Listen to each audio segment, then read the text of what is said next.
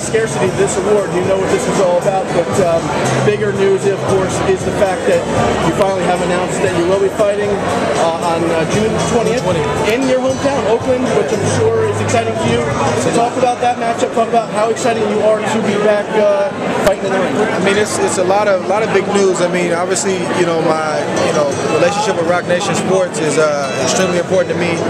Had a rough couple last 2 years with lawsuits and different things. That stuff's behind me. I'm glad it's over with. And big things moving up ahead. I mean, I'm fighting June 20th, as you mentioned, in Oakland, California at Oracle Arena against a tough competitor, Paul Smith. He just fell short against Arthur Abraham in Germany, but Paul Smith is going to bring it. And, I have to be ready for that. We couldn't find Carl Froch. He seems to be on an extended vacation, so we took the next best guy, which is Paul Smith. You had mentioned that obviously coming back from a whole long time out in the ring, when we gathered in the city, when you made the Rock Nation agreement, that you wanted a kind of a comeback fight. Is Paul Smith what the doctor ordered? I mean, at this stage in my career, I'm not going to get any soft touches. And Paul Smith is not a soft touch. He hasn't won a world title, but you better believe that he's going to fight, and he's going to bring it. He's the type of guy that if you're not ready and not prepared, there can be an upset, and I can't let that happen. What kind of doors does this relationship with Rock Nation and now with BET potentially open up for you that weren't available to you before? I just think different doors. I mean, I was at the BET event last night to announce it, and I love the boxing media. But this allows me to get outside of that a little bit, and I'll always be a part of the boxing community, of course, with the guys that I know and different things like that. But this just extends our reach, a little bit further, and everybody I talked to last night, they, some of them were fans of mine, some of them didn't care about boxing, but they became interested after last night. And, like for example, BET is over 90 million homes, and those are probably 90 million people who typically wouldn't be watching a boxing match. So they get it right there, in their living room, and I'm excited about that. Is the belief that it's BET from here on out, or is it just for this fight? I don't know. I got to take it one fight at a time. We got to get through this one, and then we'll sit down and figure it out from there. Can you speak to the overall explosion of networks now picking up boxing? It's incredible how many stations have gotten into the fold, have gotten into the mix. Can you just talk a little about that phenomenon? Yeah, I don't know how other guys look at it, but I don't look at it like it's a competition, us versus them, so to speak. I mean, it benefits the sport, and at the end of the day, I'm in the fraternity. I may not be with that team or that team, but I'm in the fraternity, and it benefits everybody because individuals, people who are not hardcore boxing fans, they're tuning in and they're getting this, this action for free.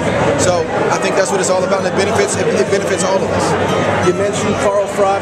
Is that the ultimate goal, to get back in the ring with him again? I mean, it's not. It's an option, but it's not. I wouldn't say it's the ultimate goal. WBA had mandated that we start negotiating. I was open to see what that meant and what the next step would be. And of course, like usual, Froch came out with a bold statement, didn't back it up behind the scenes, and then all of a sudden his promoter told us we couldn't find him. So that kind of stuff is just kind of getting tiring, and not so much for me because I get it, I understand how it works, but just for the fans. I mean, it's just so frustrating that the fans get double stories and mixed messages, and then behind the scenes guys are doing they're doing the opposite of what they say they want to do. We can't wait for them. We're going to move on to the next best guy. We're not chasing anybody. You mentioned before that you were only going to move up to 175 when you were ready, that you weren't going to be forced up to it.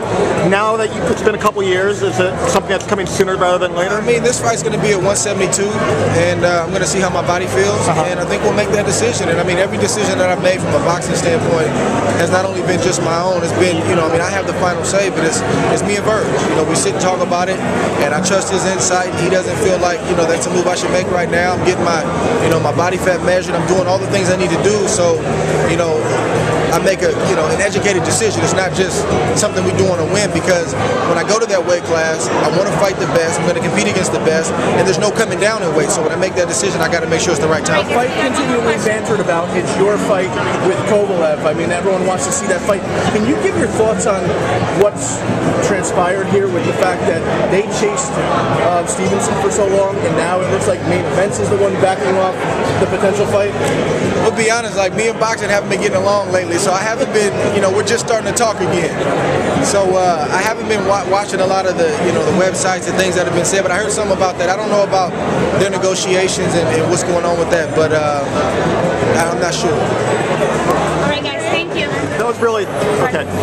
In terms of the layoff, I'm guessing that you've been in the gym. Yeah. But the two-part question, since I can try to fit that in, how do you deal with the potential ring rust, even if you've been in the gym? And also, how do you get back in the minds of people who haven't really seen you in a while? Well, you just got to go out there and compete. You got to compete and you got to perform. And one great performer is, and everybody will forget about the layoff. So, everybody's kind of waiting and seeing what does Ward have left. Is he going to look the same?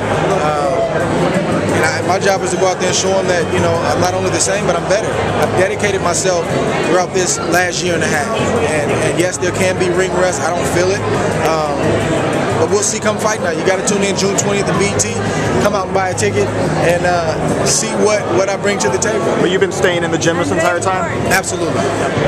These guys just don't want to fight. They don't want to fight. I'm not chasing. He had an opportunity with his WBA thing for me to entertain even going over there. And the guy disappeared and went on vacation. So, we had to pick Carl Smith, the next guy in line, and that's what we did. And what about Berlin? I love Germany, but who are we going to fight there? If there's a right opponent, it's a right situation, I would be open to it. I love Bring it back. Look out of the way. London, I love